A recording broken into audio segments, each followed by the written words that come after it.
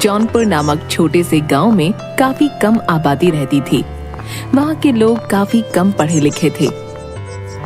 गांव में एक स्कूल तो था, परंतु लोगों में जागरूकता की कमी के कारण बहुत कम बच्चे ही उस स्कूल में पढ़ने आते थे। गांव में ज्यादातर किसान रहते थे। इसी गांव में सतिया नाम का एक किसान रहता था, जिसका बेटा दीपक गांव के स्कूल में 12वीं कक्षा में पढ़ता था। अरे बेटा, अब तुम्हारी 12वीं की परीक्षा होने वाली है। उसके बाद क्या सोचा है? 12वीं के बाद पढ़ाई की कोई सुविधा नहीं है। पिताजी, 12वीं के बाद मैं शहर पढ़ने के लिए जाना चाहता हूँ। मेरा एक दोस्त भी आगे पढ़ने के लिए शहर जाएगा। सतिया ने बेटे की पढ़ाई के लिए कुछ पैसे जोड़ रखे थे। दीपक आगे पढ़ने के लिए शहर चला गया। उस गांव में एक रेलवे स्टेशन भी था, जिस पर इक्का दुक्का ट्रेनें ही आती थीं और बहुत कम लोग ही शहर से बाहर जाते थे। एक दिन गांव के कुछ बच्चे स्टेशन के पास खेल रहे थे। तभी स्टेशन पर ट्रेन आकर रुकी और कुछ देर में रवाना हो गई। वो बच्चे ट्रेन जाने के बाद आपस में बात करने लगे। अरे भीमा कहाँ गायब हो गया? अभी तो वो हमारे साथ ही खेल रहा था, बस बॉल लेने ट्रेन की पटरी की तरफ गया। काफी देर खोजने के बाद भीमा नहीं मिलता। भीमा के माँ बाप बहुत परेशान होते हैं। अरे मेरा बच्चा कहाँ चला गया? वो तो आराम से सभी दोस्तों के साथ स्टेशन के पास खेल रहा था, तो आखिर वहाँ से कहाँ गायब हो गया? तभी उसके साथ खेल रहे बच्चों में से एक बताता है, हम लोग सब स्टेशन के पास ही खेल रहे थे, तभी अचानक ट्रेन आकर स्टेशन पर रुकी। इतने में भीमा गेंद लेने के लिए पटरी की तरफ भागा। फिर न जाने क्या हुआ, वो वापस ही नहीं आया।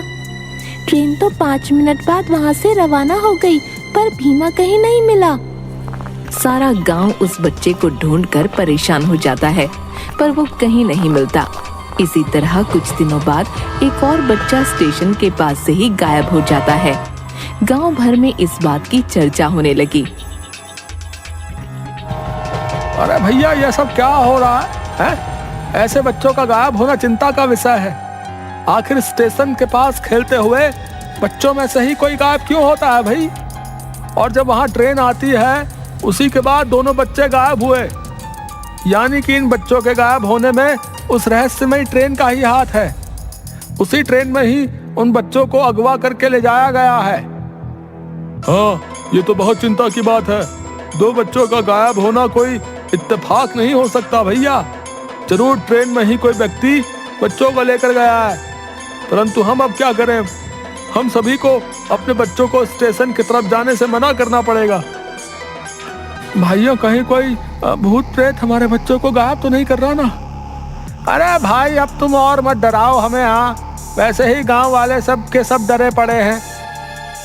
गांव के हर घर में इस बात की चर्चा हो रही थी। सतिया के कान में भी ये बात पड़ी। तब उसे भी समझ नहीं आया कि ये सब क्या माजरा है। लोगों ने स्टेशन की तरफ जाना डर के मारे छोड़ दिया। दीपक शहर से छुट्टियों में कुछ दिन के लिए गांव में रहने आया। उसने भी गांव वालों से और अपने पिता से बच्चों के रहस्यमयी तरीके से गायब होने का किस्सा सुना। अरे भाई, मैं ये क्या सुन रहा हूँ? गांव से 2 बच्चे किस तरह स्टेशन के पास से गायब हो गए? हमें इस बात की तह तक जाना चाहिए, वरना तो डर के मारे कोई स्टेशन की तरफ जा ही नहीं पाएगा। हाँ भाई, हमें जरूर कुछ करना चाहिए, लेकिन कुछ लोग इसे भूत प्रेत का साया भी बता रहे हैं। क्या यार, तू भी पढ़ा लिखा होकर किन बातों में विश्वास कर रहा है? माजरा कुछ और है। 2 बच्चों में से एक बच्चा मेरे दोस्त का छोटा भाई था। उन लोगों का दुख मुझसे देखा नहीं गया। कुछ दिनों बाद ही स्टेशन से कुछ दूर खेत में कुछ बच्चे खेल रहे थे। उसमें से भी एक बच्चा उसी तरह गायब हो गया, और वो भी बिल्कुल ट्रेन के स्टेशन आने के समय के आसपास ही। अब तो गांव वालों को चिंता सताने लगी। सभी ने बैठकर ये तय किया, अब तो हमें इस बारे में कुछ ना कुछ करना पड़ेगा भैया, वरना हमारे गांव से बच्चे इसी तरह गायब होते रहेंगे। आखिर ट्रेन आने के समय पर ही बच्चे गायब क्यों होते हैं? हमें इस बात का पता लगाना ही पड़ेगा। दीपक, तुम पढ़े लिखे हो और समझदार भी हो। तुम अपने दोस्त के साथ मिलकर इस काम में हमारी मदद कर सकते हो। दीपक और उसका दोस्त काफी सोच विचार करते हैं और एक प्लान बनाते हैं। इस बात का पता लगाने के लिए हमें उस रहस्यमय ट्रेन पर ही नजर रखनी होगी। जब भी बच्चे गायब हुए हैं वो समय लगभग वही होता है जब ट्रेन स्टेशन पर आती है। हमें छुपकर ट्रेन पर आने जाने वालों पर नजर रखनी होगी। हाँ, ये ठीक कह रहे हो। हम गांव वालों की मदद लेकर ऐसा कुछ प्लान बनाएंगे जिससे कि हम असली गुनहगार को पकड़ सकें। गांव के कुछ जवान लड़के स्टेशन मास्टर के कमरे में छुपकर बैठ जाते हैं और दीपक उन्हें समझाता है। देखिए, आप लोग इस कमरे में छुपकर बैठे, बाहर गांव के 2-3 बच्चों को स्टेशन पर खेलने के लिए छोड़ देते हैं। वो जो भी व्यक्ति है बच्चों को भी अपना निशाना बनाता है। आप लोग छुपकर अंदर से ही देखते रहना, और बच्चे स्टेशन पर खेल रहे होंगे, मैं ट्रेन के अंदर जाऊंगा। इसी तरह हम उस गुनहगार का पता लगा सकते हैं जो कि बच्चों को अगवा करता है।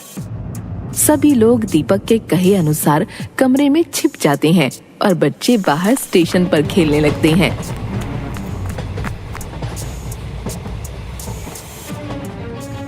ट्रेन स्टेशन पर जैसे ही रुकती है, उसमें से एक आदमी कंबल ओढ़े बच्चों की तरफ बढ़ता है।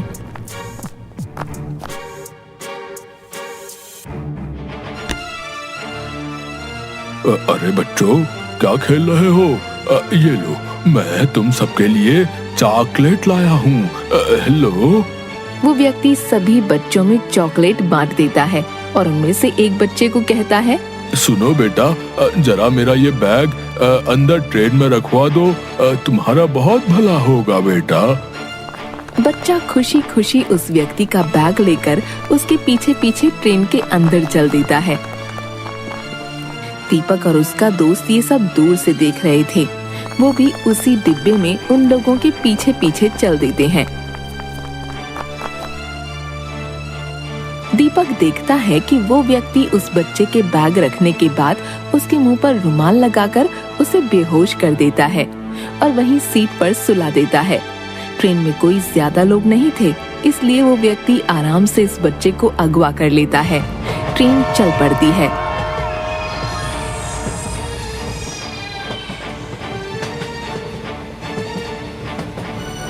दीपक भी उसी डिब्बे में बैठा उन पर नजर रख रहा था। दीपक अपने दोस्त से कहता है, मुझे लगता है ये व्यक्ति इस बच्चे को अगवा करके ले जा रहा है, परंतु ये ऐसा क्यों कर रहा है? मुझे चुपचाप इस पर नजर रखनी होगी, तभी मैं इसे रंगे हाथों पकड़ पाऊंगा।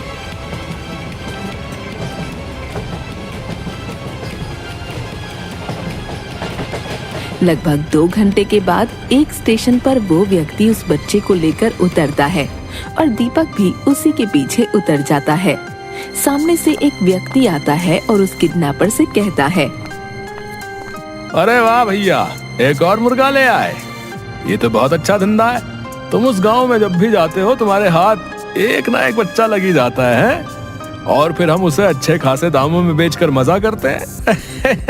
हाँ भाई, उस गांव में तो इतने बेवकूफ लोग रहते हैं कि कोई भी आज तक मुझे पकड़ नहीं पाया। हाँ, हमने वहां से 4-5 बच्चे चुरा लिए और उन्हें अच्छे दामों में शहर के भिखारी गैंग को बेच दिया, परंतु हम आज तक पकड़े नहीं गए।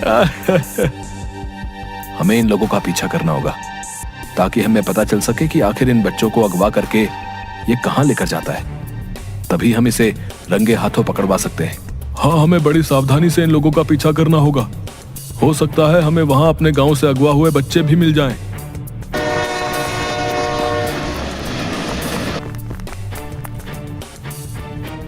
फिर दीपक और उसका दोस्त उन दोनों किडनैपर्स का पीछा करने लगते हैं।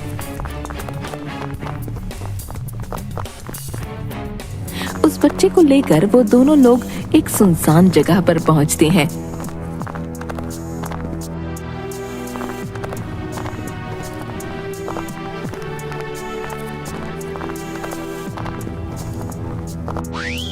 दीपक और उसका दोस्त बहुत सावधानी से उन लोगों का पीछा करते रहते हैं। तभी वो लोग एक बड़े से कमरे में दाखिल होते हैं।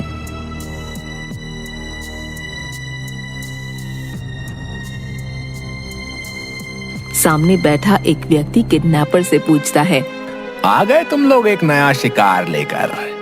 अब तो हमारे पास बहुत से बच्चे हो गए हैं जिनसे रोजाना भीख मंगवा कर हमारे पास बहुत माल इकट्ठा हो जाता है। सामने का नजारा देखकर दीपक और उसके दोस्त के होश उड़ जाते हैं। वहाँ बहुत सारे बच्चे जमा थे जिनके हाथ पैर टूटे थे। दीपक और उसका दोस्त चुपचाप बाहर आ जाते हैं। ये लोग तो बहुत जालिम और खतरनाक लोग हैं। इन्होंने इतने मासूम बच्चों को किस तरह मार मार कर अधमरा किया हुआ है और अपने फायदे के लिए उनसे भीख मंगवाते हैं। परंतु ये बहुत खतरनाक लोग हैं।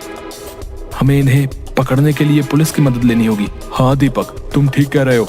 इन मासूम बच्चों की जान बचाने के लिए हमें इन जालिमों को रंगे हाथों पकड़ना ही होगा। और ये काम हम दोनों अकेले नहीं कर सकते। हम लोग कल पुलिस के साथ प्लान बनाकर इन्हें रंगे हाथों पकड़वाएंगे और इन मासूम बच्चों को इस नर्क से आजादी दिलवाएंगे।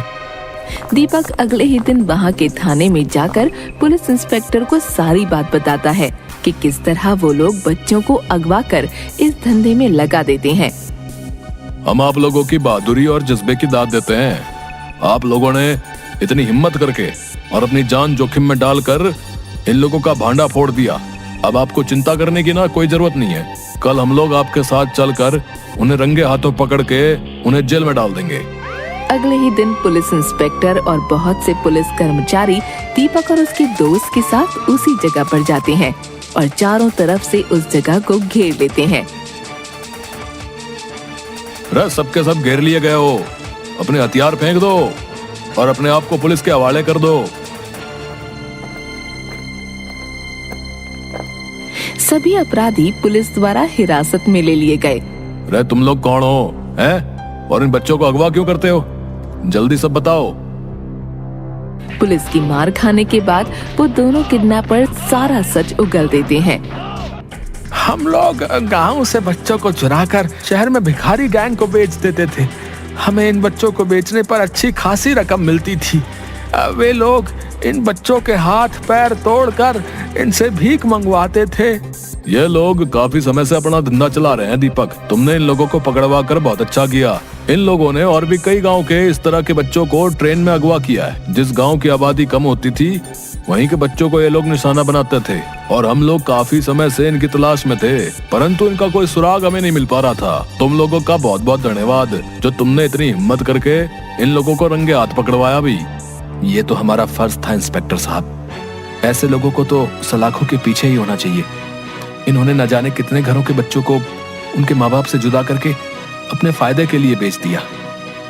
पुलिस उन गुनहगारों को जेल में डाल देती है और सभी अगवा हुए बच्चों को आजादी दिलवा देती है। दीपक अपने गांव के चारों बच्चों को वहां देखकर बहुत खुश होता है। देखो भीमा और बाकी बच्चे हमें मिल गए हैं। अब हम इन्हें गांव वापस ले जाकर आपसे इन्हें मिलवाएंगे तो वो लोग कितने खुश होंगे। दीपक और उसका दोस्त उन बच्चों को वहां से छुड़वाकर गांव वापस ले आते हैं। गांव वाले अपने बच्चों को जिंदा वापस देखकर बहुत खुश होते हैं और दीपक और उसके दोस्त का शुक्रिया अदा करते हैं। इस तरह दीपक और उसके दोस्त ने समझदारी और हिम्मत से काम लेते हुए इन लोगों को सलाखों के पीछे पहुंचा दिया। अब गांव वाले बहुत खुश और निश्चिंत थे।